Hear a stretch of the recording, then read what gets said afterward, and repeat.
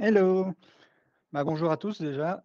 Donc voilà, moi je suis Nicolas, je suis consultant en automation, et électricité depuis 3 ans chez Exia. Donc ici, je fais une formation sur les premiers secours. Donc il faut savoir que les premiers secours, donc je suis secouriste depuis quelques années maintenant. Donc je me suis formé, à la Croix-Rouge. Donc là, je reparlerai des formations tout à la fin. Donc, pour commencer, là, on va voir un peu le sommaire. Donc on va avoir des mises en situation. Donc là, vous pourrez peut-être interagir dans le chat avec moi en me disant oui, non, je vous poserai les questions. On va voir après les règles essentielles d'intervention, parce que, ça il y a des règles quand même à respecter pour faire des premiers secours. L'appel au 112 qui est extrêmement important, quand on veut appeler les secours. Il y a 3 informations à donner qu'on verra par après. La trousse de secours, voir, si dans la société, par exemple, il y a bien tout ce qui est mis dans la liste qui est ici ou compléter, par après. Dans la précédente société où j'ai fait la formation, on a complété la trousse de secours par rapport à ma liste puisqu'il me manquait pas mal de choses et donc il y a des incidents qu'on ne savait pas traiter. Après, nous verrons que faire en présence d'une victime. Donc là, il y aura tout un développement par après.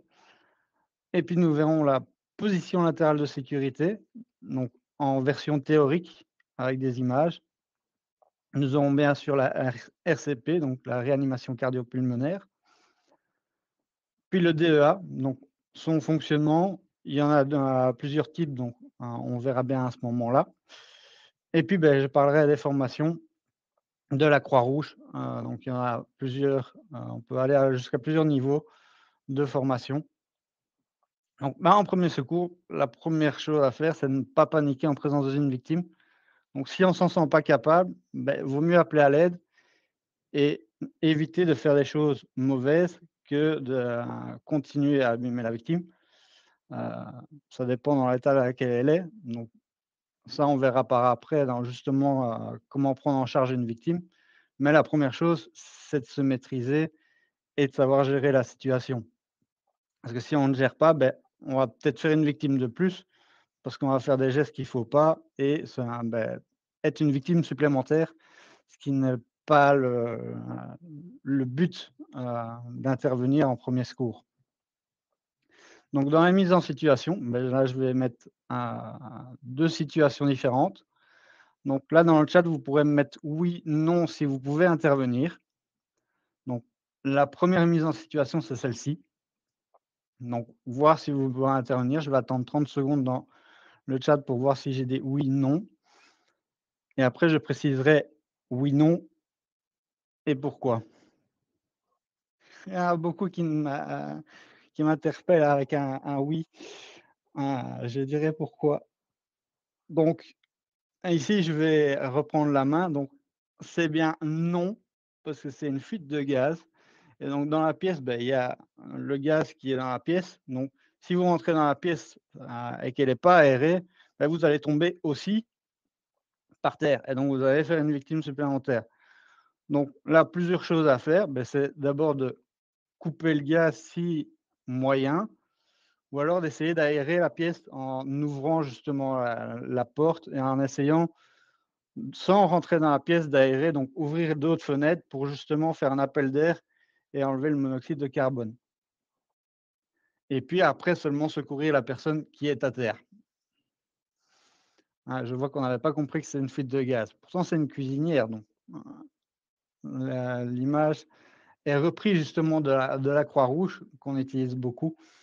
Donc c'est une mise en situation et donc là, il faut essayer de couper le gaz. Si c'est en extérieur, c'est plus facile à couper, que ce soit une bonbonne qui soit en extérieur ou pas. Heu, donc attendez, je relis un peu les questions. Même en cas de dégagement de fumée important, là, on peut aussi couper le courant s'il y a une arrivée de courant sur la machine. Retenir sa respiration ne suffit pas parce que le corps, malgré tout, absorbe le dioxyde de carbone même par les pores.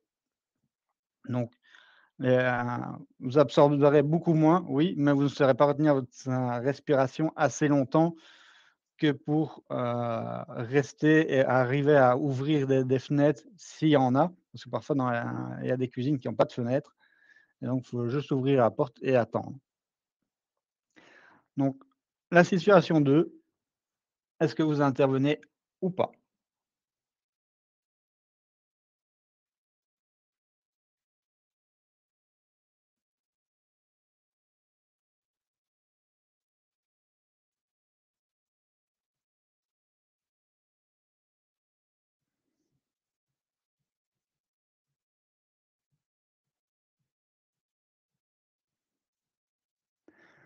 Alors, je vois beaucoup de oui, je vais dire non, parce que si vous touchez la personne, bah, vous êtes par terre.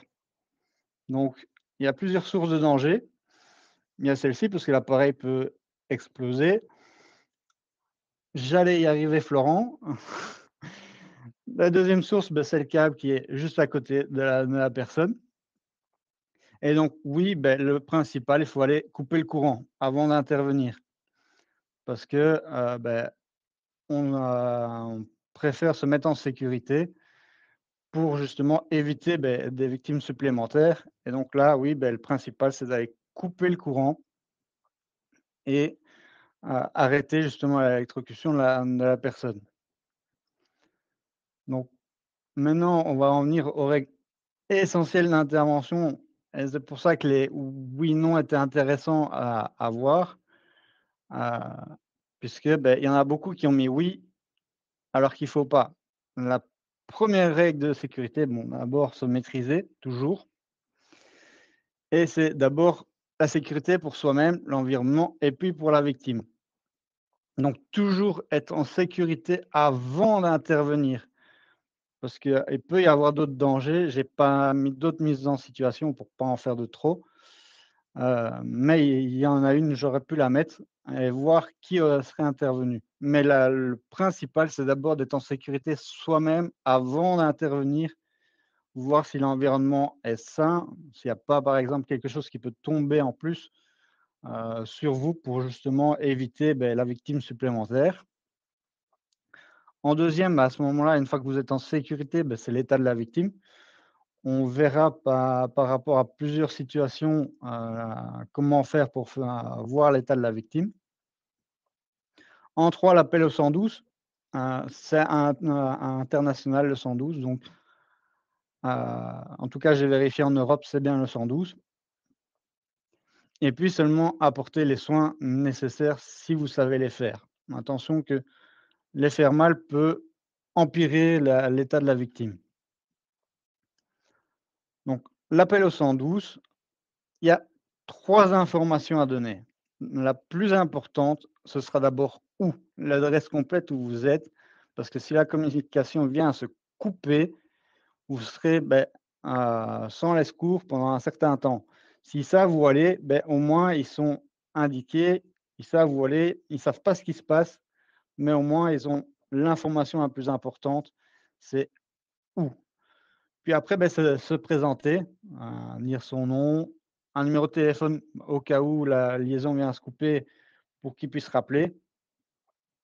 Maintenant après, tout peut arriver, le téléphone peut tomber en panne, donc se présenter au minimum avec son nom, son prénom et puis donner, qu'est-ce qui se passe? Combien de victimes? Si elles sont conscientes, si elles respirent ou pas. Parce que selon si elle respire ou pas, il vous envoie le SMUR en plus, donc un médecin en plus de l'ambulance. Donc à ce moment-là, surtout le nombre de victimes aussi, puisque ça détermine aussi le nombre d'ambulances à envoyer sur place. Donc maintenant, on va voir la trousse de secours et là, il y a pas mal de choses à mettre dedans. On pense pas toujours, mais la première chose, j'ai dit la sécurité pour soi, les gants, c'est toujours indispensable quand on va vers une victime, que ce soit pour vous ou pour la personne. Ça protège des germes. S'il y a du sang, par exemple, pour les MST, par exemple, elles peuvent se transmettre avec le sang aussi. Donc, c'est important de se protéger. Les gants, c'est super important. Après, si besoin, il y a la protection, pour la réanimation. Donc c'est quelque chose qui se met sur la bouche. Il en existe différentes sortes et il existe ceux vraiment, c'est juste un plastique qu'on met sur le visage.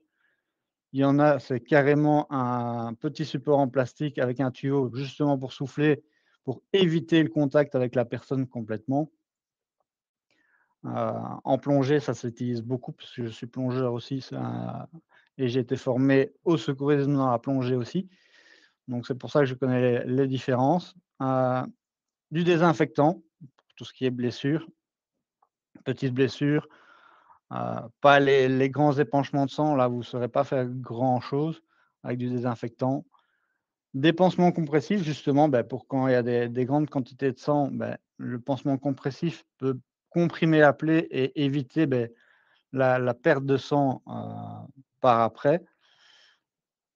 Une couverture d'urgence, il faut savoir qu'elle a 2 côtés. Il y en a un côté pour le froid et un côté pour le chaud.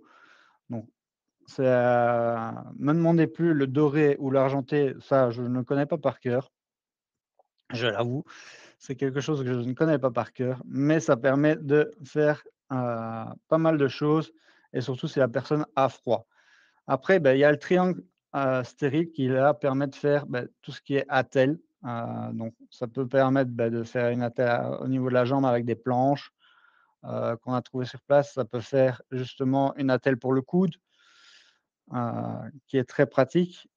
Heu, Puis on a les compresses stériles. Donc ça attention, une compresse, reste stérile même après la date, mais au fur et à mesure du temps, l'emballage va se dégrader. Donc elle reste, si on arrive pile poil à la date, il faut pas ne pas l'utiliser, elle est stérile, mais au fur et à mesure du temps, après quelques années, oui, l'emballage va s'abîmer et à ce moment-là, on peut plus appeler ça une compresse stérile. Mais une compresse reste une compresse, il faut quand même l'utiliser. Si, même si la date est dépassée, de toute façon, vous aurez pas le temps de regarder la date, je pense que vous l'utiliserez tout de suite. Le rouleau de sparadrap, mais pour justement attacher les compresses,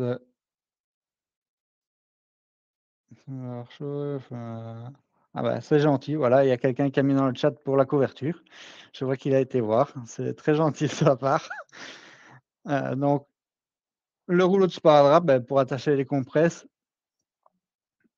ou pour attacher d'autres choses, ça permet pas de faire pas mal de choses. Bon, les petits pansements compressifs qu'on a tous pour les enfants, même pour les adultes, ça permet de justement isoler la plaie, pour éviter qu'elle s'infecte.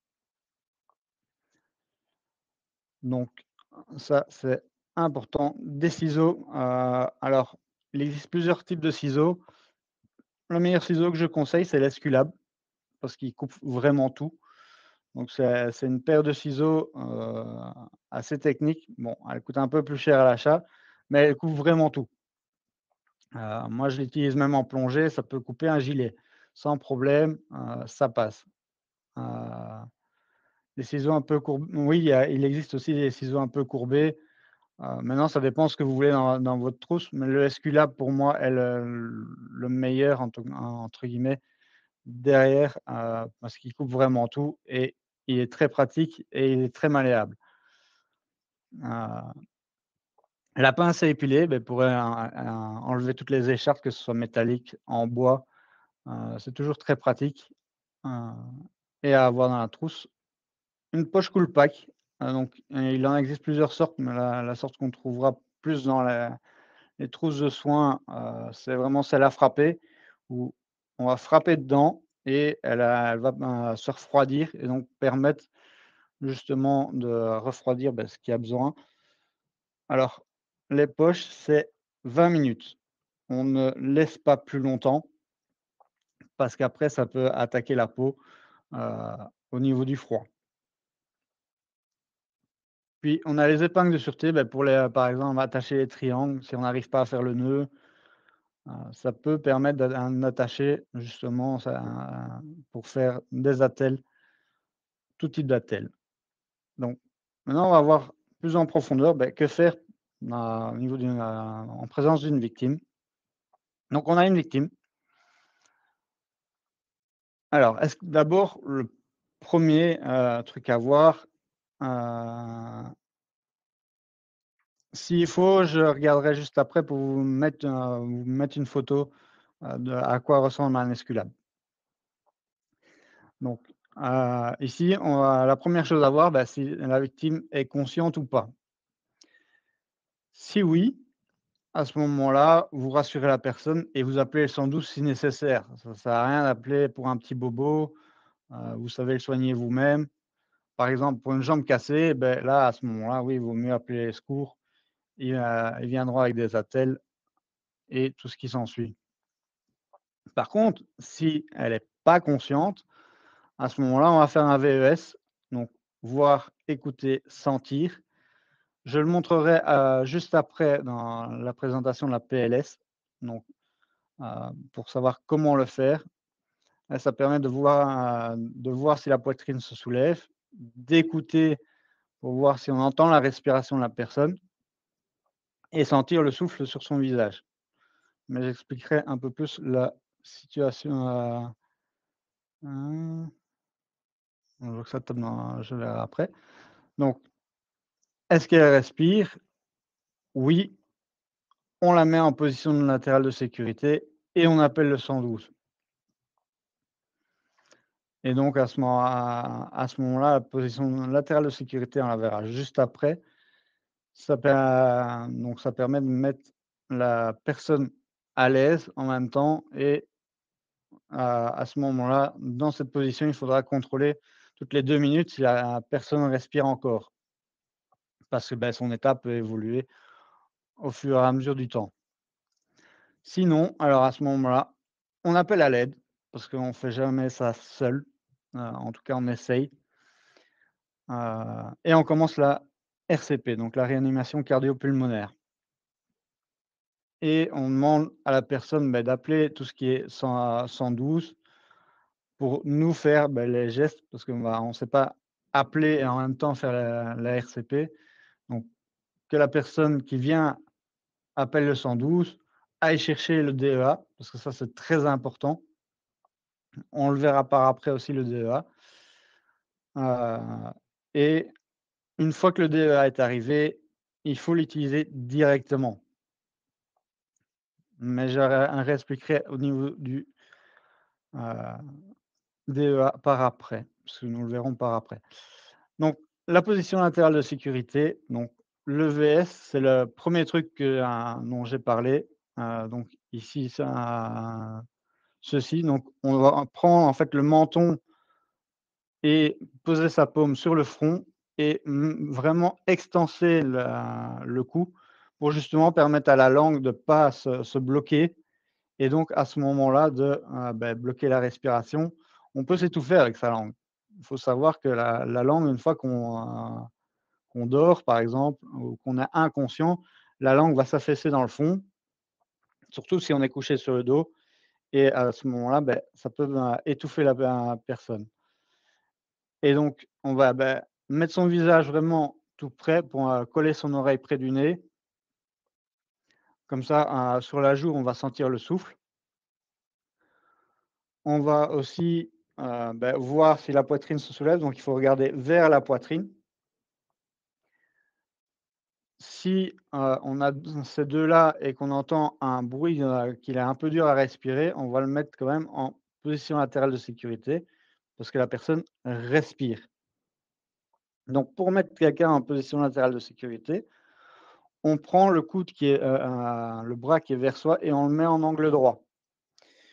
Puis après, on va aller chercher la main qui est de l'autre côté pour aller la mettre contre sa joue et on met sa main donc on met le dos de la main contre la joue et on vient coller sa main sur la main de la victime. Après, on va aller chercher le genou opposé justement où on est pour le mettre en angle droit et à ce moment-là, pouvoir tirer la victime vers soi et donc elle va se positionner quasi tout seul et à ce moment-là, elle est ce qu'on appelle en position latérale de sécurité et donc à ce moment-là, on retire sa main et ça permet aussi de faire de nouveau le voir, écouter, sentir Bon, on ne saura pas voir puisqu'on est vra on se met vraiment vers le sol, mais le écouter sentir, on pourra toujours le faire. Donc on pourra toujours sentir le souffle et on pourra toujours écouter la respiration de la personne. Gauche ou droite, ça alors, il y a une importance que si la femme est enceinte. Maintenant, je ne connais plus la directive, mais logiquement, c'est du côté gauche pour les femmes enceintes et sinon, peu importe, ça n'a pas d'importance si la femme n'est pas enceinte. Par contre, si on ne le sait pas, pour la veine cave, voilà, ben, voilà, je vois qu'il y en a qui sont quand même fait des recherches, n'est-ce pas mon bon Florent? Heu et donc voilà, après, beh, pendant le temps que les secours arrivent, puisque la personne est inconsciente, donc là, on a appelé les secours, mais ils vont pas être en méthode urgent, donc ils vont pas arriver dans les 2 minutes qui suivent. Ça permet du coup, donc à la personne, bah, de respirer, d'être plus à l'aise et on attend les secours à ce moment-là et donc, beh, toujours vérifier toutes les 2 minutes que la personne respire encore. Puis, beh, on a la RCP, donc là, à ce moment-là, c'est quand la personne est inconsciente mais ne respire pas. Donc les directives européennes sont de 30 compressions, 2 insufflations à un rythme de 100 à 120 par minute. Donc c'est très physique, donc c'est pour ça qu'il faut appeler à l'aide parce qu'après, bah, on peut intervenir. Donc ici, il y a 2 possibilités, donc seul, on peut éviter les insufflations, donc on n'est pas obligé, les insufflations ne sont pas nécessaires,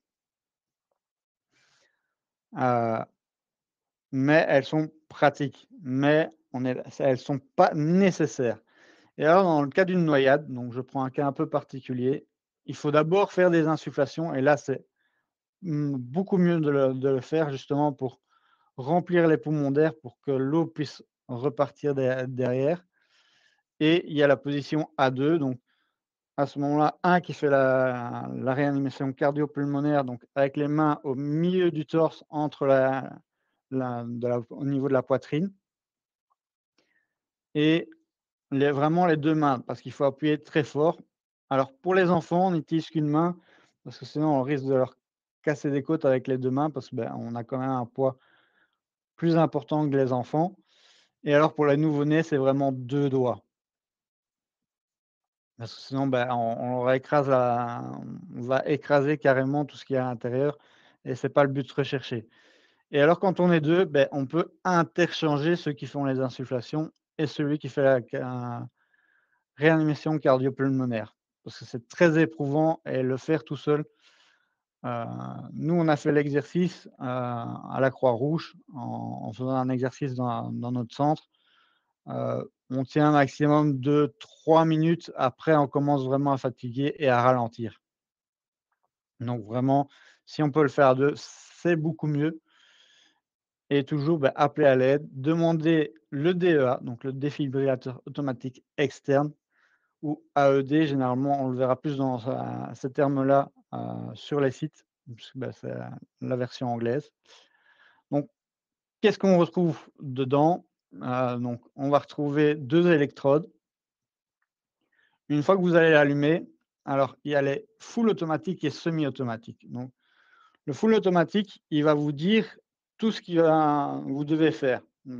Dès que vous allez allumer, il va dire: «Ben voilà, vous prenez l'électrode, vous la mettez à cet endroit-là» et après il va gérer tout seul. Donc il n'y aura pas besoin d'allumer, sur un bouton pour faire la défibrillation, il le fera tout seul si nécessaire et il vous dira, bah, de continuer la RCP une fois qu'il a fait le choc ou s'il n'y a pas nécessité de faire le choc, il vous dira de faire la RCP et donc pour mettre les électrodes, bah, suffit de suivre les dessins qui sont sur les électrodes pour pouvoir les placer. Alors on évite les tétons parce que, beh, s'il y a un choc électrique, beh, ça les brûle et donc, bah, on on a fait des dégâts, qui sont un peu irréversibles parce que les chocs électriques font très mal, heu il faut savoir qu'un défibrillateur peut tenir longtemps. Et alors, autre chose, on ne décolle pas les électrodes, c'est les secours qui le feront. parce que c'est une colle super adhésive et on peut arracher de la peau, heu, pour information, si on essaie de décoller nous-mêmes. Parce qu'il faut des produits spéciaux pour les décoller et donc, bah, on a aussi, dans le semi-automatique, à ce moment-là, on a un bouton pour faire la décharge et c'est l'appareil qui va vous dire: «Vous devez défibriller». Au moment où il fait la décharge, il faut dire à tout le monde de s'écarter pour éviter d'avoir une deuxième victime, due à l'électrochoc, parce que ça envoie quand même une impulsion qui est extrêmement forte pour justement choquer le cœur. Et donc à ce moment-là, il vaut mieux qu'il y ait personne autour, même vous, vous ne touchez pas la victime et l'appareil, une fois qu'il vous dit de recommencer la RCP, vous pouvez recommencer la RCP. Il peut choquer plusieurs fois d'affilée selon, ce qu'il a décidé, donc c'est lui qui prend toujours la décision. S'il y a un bouton, ben, vous devrez appuyer sur le bouton, mais maintenant la plupart sont totalement automatiques et donc le font tout seuls. Mais ils vous diront tout de suite: «Je vais choquer, écartez-vous». C'est la phrase qu'ils disent tous, que ce soit en français, en anglais, de toute façon, c'est compréhensible, et il le dit de toute façon de s'écarter parce qu'il va choquer. Et donc comment utiliser le défibrillateur? Ben, vous ouvrez l'appareil, il va s'allumer. Généralement maintenant quand on l'ouvre, il s'allume direct et il va vous dire: «Placez les électrodes». Il va préparer, donc éloigner les personnes présentes, pour éviter justement une victime supplémentaire et écouter l'appareil. Il va vous dire: «Bah, recommencez la RCP» et le bouche à bouche et à ce moment-là, bah, vous continuez tant que les secours ne sont pas arrivés, vous ne devez pas arrêter. Heu, il faut savoir que oui, 1 fois sur 10, ça fonctionne pour réanimer la personne. Heu, c'est pas automatique que la personne va être sauvée avec ça, mais ça permet aux secours de pouvoir arriver, heu, au plus vite, pour justement soigner la personne. Et ben, on arrive aux formations. Donc, les formations, bah, la Croix-Rouge est présente partout. Donc le premier brevet, que je conseille à tout le monde, il faut savoir que c'est payant, mais c'est très important, c'est le brevet européen de premier secours qui est le BEPS, heu et qui permet justement, bah, d'avoir les premiers gestes. Donc on voit vraiment la théorie, on voit des exercices pratiques. Donc vous ferez la victime, vous ferez le secouriste. On va vous mettre dans des situations. Il n'y a pas d'examen à la fin du BES et puis après, beh, si vous voulez continuer, dans le secourisme, il existe des brevets de secourisme de plusieurs niveaux. Moi, j'ai le niveau 1, qui est valable 5 ans. Après, beh, la vous pouvez continuer. La Croix-Rouge permet beaucoup de choses. On peut intervenir en tant que bénévole. Moi, je suis intervenu en tant que bénévole à Bruxelles pendant, 3 ans où justement, ben, on a fait des événements. On faisait donc on avait un poste de secours. Par exemple, je vais prendre le cas de forêt, ben, on avait un poste de secours. Les gens venaient jusque-là, nous demandaient, nous disaient ce qui allait pas, on analysait. On avait toujours des infirmiers pour des gros postes de secours. On peut passer. Là, je ne saurais pas répondre. Il y a plusieurs, façons de passer justement ces formations. Il y a des formations internationales aussi, mais je ne les connais pas toutes. Heu, mais le principal, la Croix-Rouge le donne plus facilement et ça permet de voir beaucoup de choses. Donc le BEPS, c'est une journée. Heu, par contre, quand on passe sur des formations un peu plus poussées comme le secourisme, là, il y a un examen à la fin, où on vous pose des questions, heu, on vous met sur des cas pratiques. Donc vous verrez de nouveau la RCP, mais en vraiment, quelqu'un va analyser la façon dont vous le faites. Maintenant, ils ont même des mannequins qui vous disent si vous avez bien fait ou pas des insufflations ou la réanimation cardio-pulmonaire. Est-ce que vous étiez assez rapide, trop rapide? Maintenant, ça dépend des centres de formation et ça permet, bah, de secourir pas mal de personnes. Je vais prendre un cas, qui m'est arrivé où justement la maîtrise de soi était, ultra importante. On était sur une intervention OMI, donc on aidait les sans-abri en les soignant, leur donnant à manger et il y a eu, ce qu'on un attentat à Bruxelles sur la gare centrale. Je faisais partie à l'époque de la équipe de première intervention et donc j'étais au volant justement de la camionnette, qu'on occupait qui était justement la première camionnette de première intervention aussi. Donc il a fallu la ramener au centre pour pouvoir se dispatcher par après, si nécessaire. Donc on devait se rendre au centre. Donc on se dit toujours, ça a l'air très drôle quand on voit les ambulances, les policiers avec leurs sirènes, leurs gyrophares. Non, c'est très stressant pour la personne. Moi, pour l'avoir vécu puisque je conduisais le véhicule, à un moment, j'ai dit à mon équipe: «Beh, faut se taire, je veux juste mon copilote à côté de moi qui me parle et ne pas, me donner d'autres informations. Je n'ai besoin que de ça puisque, beh, je dois faire attention à la circulation». Il faut savoir que même en code 3, donc avec gyrophare et sirène, vous n'êtes pas prioritaire au niveau des feux. Donc il faut toujours s'arrêter, ou en tout cas, ralentir pour pouvoir passer par après et donc c'est très stressant, surtout à Bruxelles. Les gens parfois n'ont rien à faire, ne vous laissent pas passer. Heu Donc, on peut respecter, on peut brûler aussi le code de la route un tout petit peu pour prendre l'essence unique si on voit que l'autre rue est bouchée, mais c'est, pas amusant du tout pour le chauffeur. Mais c'est, on a fait beaucoup d'interventions aussi dans les stades pour les matchs de foot et tout ce qui s'ensuit en tant que bénévole et ça permet aussi de, rester se former. On peut former les autres, donc on peut devenir formateur aussi à la Croix-Rouge. Donc, par exemple, ma femme, elle, est formatrice à la Croix-Rouge et ça elle a donné des formations justement à d'autres personnes pour justement se former. Donc je ne sais pas si vous avez d'autres questions ou si vous avez des questions sur les précédents slides, n'hésitez pas. Il y a une question, Nicolas, de Valentin. Que se passe-t-il pour le secouriste si la victime est mal secourue, pardon, et aggrave son cas, son état? Alors, le secouriste ne risque rien. Il faut savoir qu'il a agi comme un bon samaritain, donc il a essayé d'aider.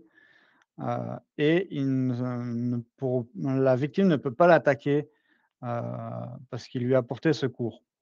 Donc surtout qu'on ne peut pas prouver si c'est le secouriste ou si c'est les ambulanciers qui ont aggravé le cas. Parce que même les ambulanciers, une autre anecdote par exemple, que j'ai eue, j'étais sur un festival, ici à Bruxelles. Nous, on a dit que la personne était inconsciente. Et donc les ambulanciers sont arrivés, sur site, donc c'était un gros festival, donc il y avait un gros poste de soins et eux ont dit: «Beh, non, en fait, vous auriez pas dû nous appeler, elle était consciente».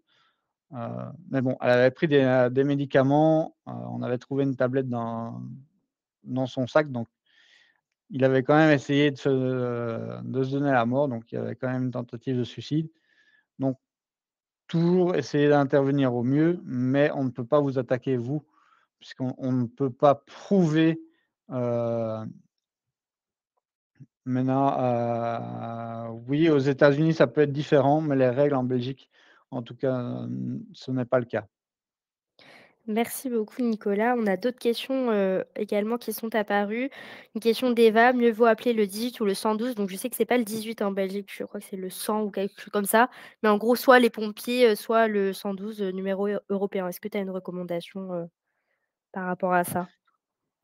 Alors, on peut appeler les 2. De toute façon, ils vont envoyer l'information au même service, puisque maintenant tout est regroupé. Heu, les numéros changent, mais le 112 reste le numéro, vraiment d'appel d'urgence le plus rapide. Merci beaucoup. Et il y a Grégory aussi qui nous a posé une question. J'avais entendu de nombreuses fois dans un contexte de premier secours, il y a plus de risques à ne rien faire qu'à faire quelque chose, quitte à ce que ce soit pas le plus adapté. De ce que je comprends de l'intervention, c'est à nuancer. Alors oui, c'est à nuancer. On vaut mieux intervenir un peu, selon ses connaissances que de ne pas intervenir du tout. Heu, on ne fera jamais quelque chose de mal réellement parce que, par exemple, pour la réanimation, je vais prendre le cas des côtes, ça peut arriver, heu, que ce soit quelqu'un qui a les côtes plus fragiles ou quoi, ou qu'on ait mis une trop grosse impulsion aussi, mais il vaut mieux casser une côte et sauver la personne que, de ne rien faire, par peur de casser quelque chose et à ce moment-là, ce sera quand même plus compliqué pour les secours par après pour, ramener la personne.